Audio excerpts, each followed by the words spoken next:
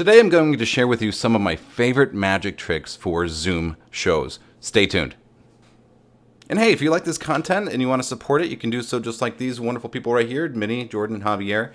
Thank you so much for your contributions every month that help make this thing go. If you want to learn more about becoming a patron yourself and learn about what kind of benefits and rewards you get for being a patron, you can check out the link down below. Thanks for your consideration.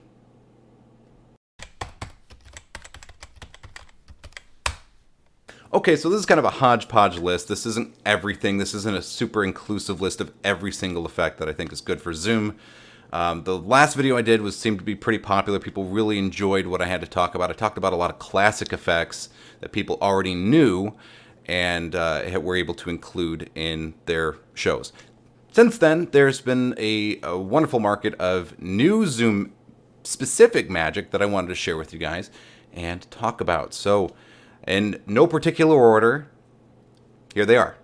I already talked about this one before, I think in the last video, but Invisible Deck. Everybody's got an Invisible Deck. It is a fantastic trick with lots of audience engagement that you should be doing on Zoom shows. Almost everybody. Like, I don't know, like, I don't want to say everybody should be doing this trick, but it's a really good one, and it sure creates a lot of audience engagement if you treat it like, hey, such and such person, can you name a color? Great. Name somebody else. We go to the next person. They name a suit. Boom. Then you go to the high or low. Boom. And then you eventually come up with an audience-generated card, and then you can pull that out and show it.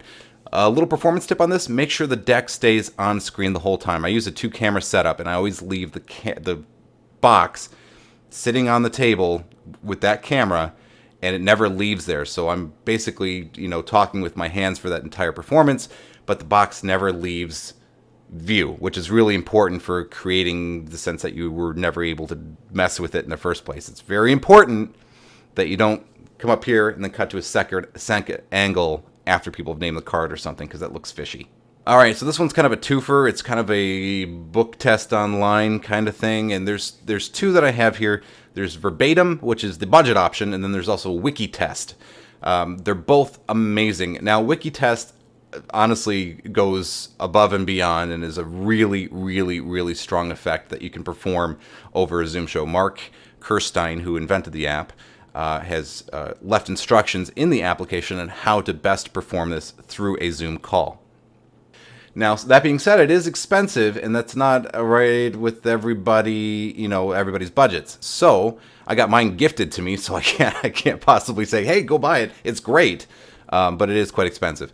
If you're looking for a budget alternative, I would suggest Verbatim. This is from Theory 11, Colin McLeod, Mark Elsden, and Rand Pink worked on this, and it is a fabulous way to do the effect of a book test of reading a person's mind through the internet. A little performance tip on this one too. Instead of just focusing on one person, it's cool to get words. If you have a bunch of people, you're planning this to get their books out and then read words from different people's books while having a separate person being the one who's remembering a word.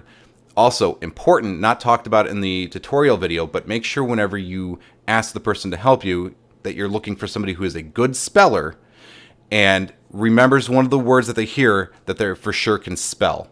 That's important, because I've had it fail on me before, not because I did anything wrong, but because the person who was spelling the word didn't know how to spell the word, and that's really important for this effect to work. These next two are also kind of a twofer. You're always looking for visual effects or things that are also interactive.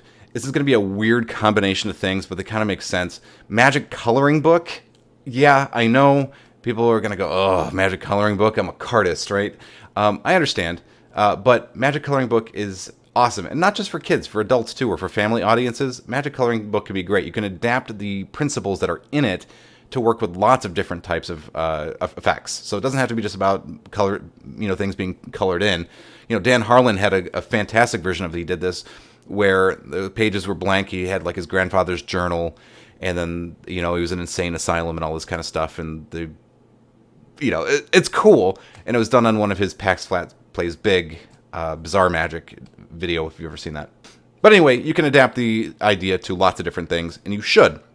It's great. I have my audiences, when they're families, pick colors off and toss them through the screen. I pantomime catching the colors in the book, commenting on how it feels heavier, and then I can go, look, no, it really got colored.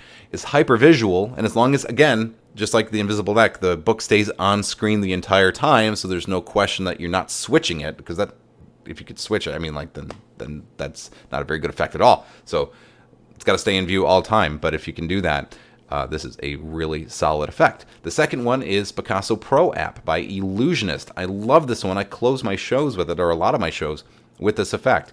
There are some caveats, though. You got to have people who are comfortable on camera, because if you're trying to perform to an audience, and more on this in a second, but if you're trying to perform for an audience that doesn't have their cameras on, this isn't going to work. Just like verbatim, too. You have to have people who are willing to be on the call with you and show their faces. If you can't do that, and a lot of these effects are just not going to be good. So make sure that these are people who are, you're seeing their faces and being able to see what's on screen.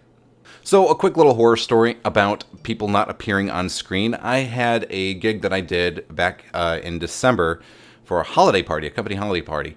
And a great group of people. I've worked with them a couple of times already, and I really like them. They're wonderful. But they wanted to do a Zoom show for the holidays. And I said, great, we'll do that. Went through the whole booking process, talked about what I was going to do, all those kinds of things, kind of got an idea of their needs. Last minute, like 2 hours before the show starts, they said, oh, by the way, this is going to take the form of a Zoom webinar, not a meeting.